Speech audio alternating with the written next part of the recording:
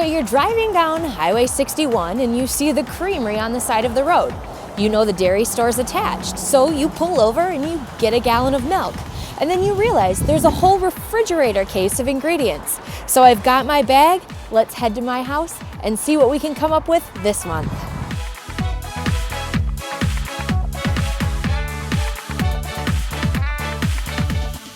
So we're gonna tackle these Parmesan croutons and put them as a delicious topping for our salad. So we're gonna start with a wedge of cheese from the creamery in town. And this wedge of cheese is a Parmesan cheese. So if you've never had a wedge of cheese before, it's a nice way of getting really nice fresh flavors. So what I'm gonna do is cut off the end and I'm gonna peel back this plastic and then I'm gonna be left with my wedge of cheese.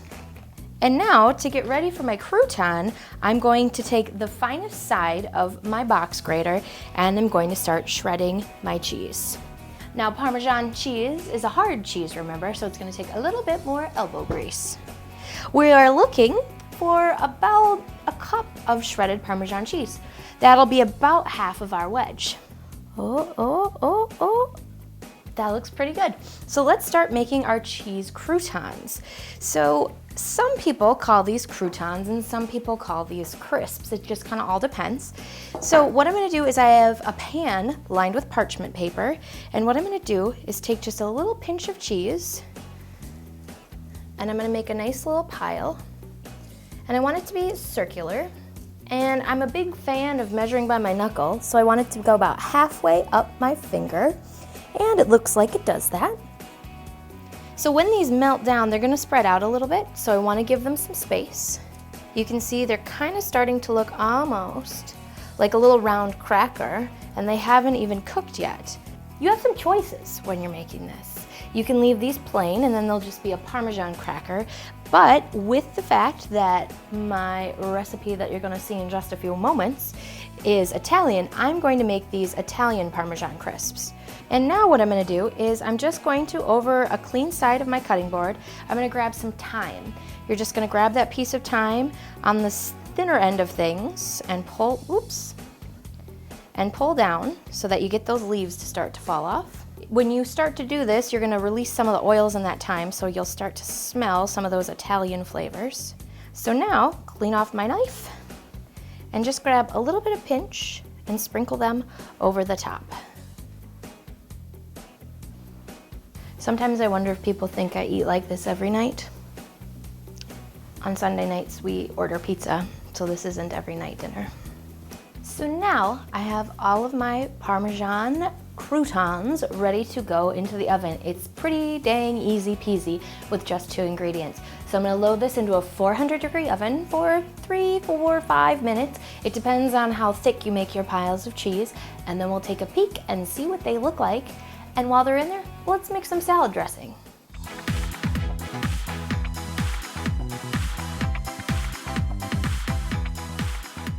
If you put all that time, well, not even that much time, but if you put the effort into making your own Parmesan croutons, you have to think about what kind of a salad dressing you're gonna put with it, because you don't wanna overpower all of that great flavor that you just made. So we're gonna make a simple salad dressing to complement those croutons. So in this bowl, I have a half a cup of olive oil, and to that, I am going to add a 1/4 cup of balsamic vinegar. And with that, I have 1 teaspoon of Dijon mustard. And then my last ease peas ingredient is to take a lemon and slice that in half. Now the best way to slice a lemon is to start by rolling it on your cutting board on one side, then I like to flip it over and roll it again. Ooh, we match.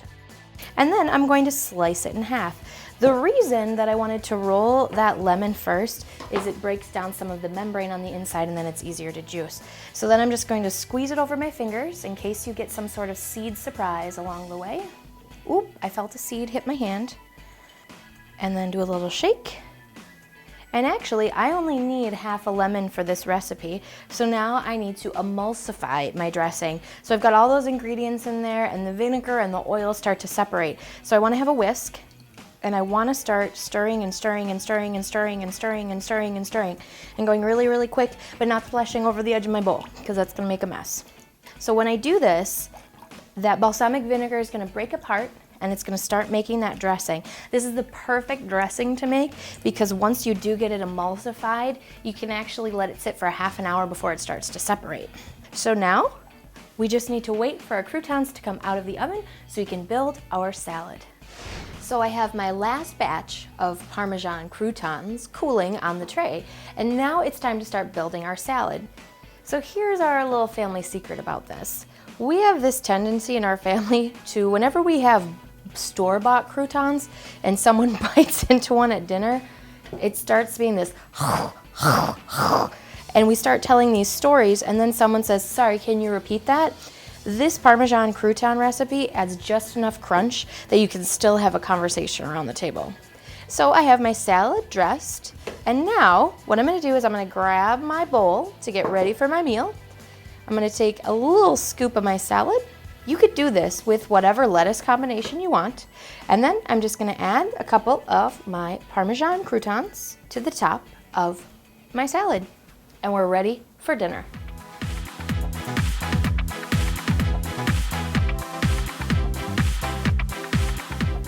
This lasagna recipe is super simple and it uses a ton of ingredients. It can look a little scary with all these bowls, but it's a lot easier than some more of those old-fashioned lasagna recipes. So let's jump right in. The first thing we need to do is grab 2 of our ingredients from the creamery in town. So I have 1 cup of plain yogurt right here, and to that I'm gonna add 2 cups of cottage cheese. Now, some people aren't a big fan of this method when it comes to lasagna because they think it's supposed to have ricotta cheese in lasagna because that's a traditional way of making lasagna. What this is gonna do is give us some extra moisture in our lasagna by using these 2 very liquid-based ingredients. So once I have my 2 cups of cottage cheese, I'm going to start folding those 2 together. And I want it to be nice and smooth and have it well mixed together. If you don't have it well mixed together, what's gonna happen is you're gonna end up with almost like a sour cream blob in the middle of your lasagna. And that's for nachos, not lasagna. So the nice thing about this recipe is it comes together pretty quickly once you've got all of your ingredients mixed together, and this is the only ingredient that we need to mix. So I'm gonna take my leftover cottage cheese. There's actually enough cottage cheese in here for 2 cans of lasagna, but we're only gonna make 1 today. So with my baking dish, I want a 9 by 13 baking dish. So I'm gonna start by getting 1 cup of spaghetti sauce. You can use your favorite type of spaghetti sauce. We make homemade spaghetti sauce, so you're not gonna see any cans or any tins, I don't know, jars, maybe that's a better name for it. Then I'm gonna steal my rubber scraper and I'm going to spread my sauce around the base of my pan. When it comes to the noodles and lasagna, a lot of times people think that they need to boil them in the water first, and that is true if you're going with a more traditional recipe. This one, you don't have to. It's a huge time saver. So we're gonna start by putting a layer of lasagna noodles across the bottom of my pan.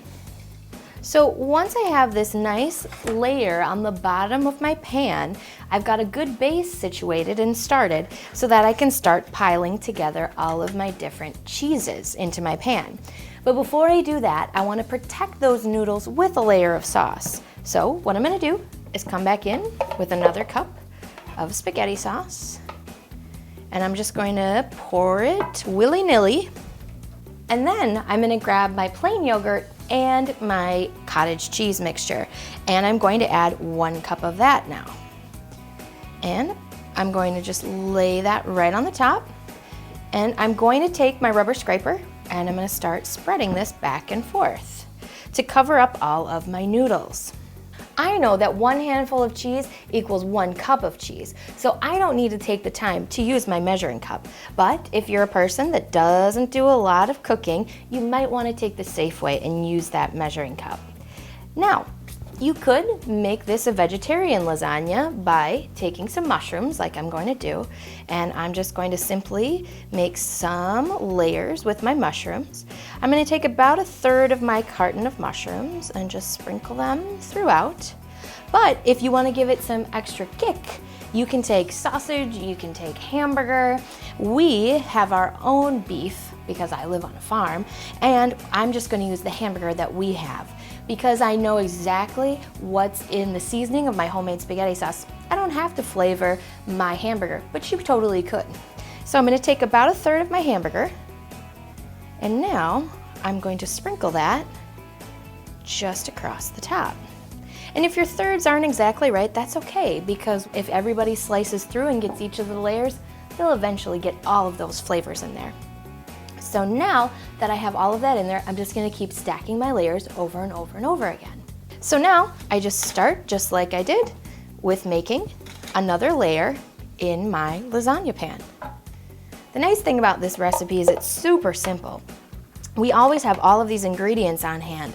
That way, if you find out that one of your friends just had a baby, or maybe you know that all of a sudden you have company coming, you can whip this together pretty easily and you end up with a very delicious and pretty fail-safe final product. So we have 3 layers in here with all of our cheeses and our mushrooms and our noodles and our meat. So now we need to top it off. If we don't have anything over this top layer of noodles, it's gonna be really dry. I'm gonna have my sauce and my cheese mixture one more time. Now, I said cheese mixture. That's my 5 cheese mix from the creamery. I've already included all of my plain yogurt and cottage cheese mixture into my lasagna. So this is one of those things where the first time you make this recipe, it might take you a little bit longer to put it all together, but each time you make it, you'll get faster and faster. This is the recipe that our family uses every year for Christmas Eve, and I can make one of these lasagnas pretty quickly. I'm sure my cameramen are worried this episode isn't gonna be long enough with how fast this went together. And now, I'm gonna grab another one of those handfuls of my mozzarella cheese, and I'm gonna sprinkle that across the top. And I like cheese a lot, so I'm gonna grab a little more. And now the final piece to this is topping it with some Parmesan cheese. I'm going to grab what I need to make my cheese for the top. Now, Parmesan cheese, a lot of people are used to it in that shaker tube in the grocery store, but at our creamery, they sell it in this delicious wedges. And now I'm gonna start shredding my cheese. And once again, with this, I want it to be about a cup of shredded Parmesan cheese. All right, so let's see what's hidden inside of our grater. Oh, Parmesan's a hard cheese, so that means it's aged longer.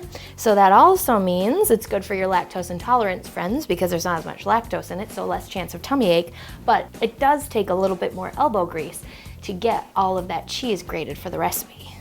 So if you see, that was not very much of that wedge of cheese, so I still have a lot left here. So what I'm gonna do is take this cup of shredded Parmesan cheese, and now I'm just going to sprinkle this over the top of my lasagna, and I wanna get it all nice and cheesy. Then the final step before I put this in the oven is to take a piece of aluminum foil and fold it over the top. That way, that cheese on the top won't overcook. Another thing you want to keep in mind is there's baking dishes that are designed specifically for lasagna. You can do this in any 9x13 pan. Mine has handles on it, so what I'm going to do is when I load it into my oven, I'm going to put it on a baking sheet so that there's no chance of bubbling over and having a big mess. So into a 350-degree oven for 1 hour, and then we'll move on to phase 2.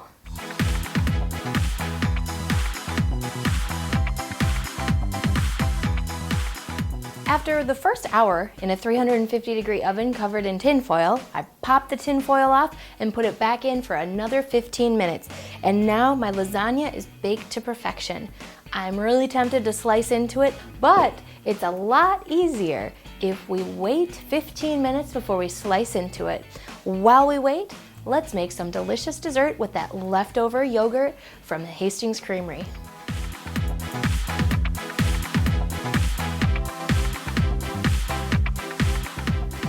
With our lasagna baking in the oven, we can get a jump start on our dessert. And we have some leftover plain yogurt from the creamery, so let's take it and jazz it up a little bit for our dessert. So in here I have a half a cup of that plain yogurt, and to it I'm going to add some honey. And actually I'm going to add 1 spoonful, and just that spoon from your kitchen cupboard is good to go. And now I'm gonna stir it all together so that it gets nice and smooth. And you'll be amazed at how quickly this dessert goes together, because that's the most labor-intensive part. Now we need to take a slice of cake. I have a pound cake right here, and it's just a store-bought pound cake. You could make homemade cake, you could make cake from a box mix, you could make your grandma's recipe that you won't share with anybody. Whatever you want to do is fine, but you will need a slice of cake. So I'm going to cut a slice of cake. And now we have the cake portion of our recipe. And now I've got this really nice creamy and smooth yogurt. So I'm going to grab a spoonful, and I'm gonna start going back and forth on there. And I like this yogurt so much, I'm gonna do 2 scoops. And now, the easy peasy part, grab a few blueberries and just drop those on the top. And it's that easy.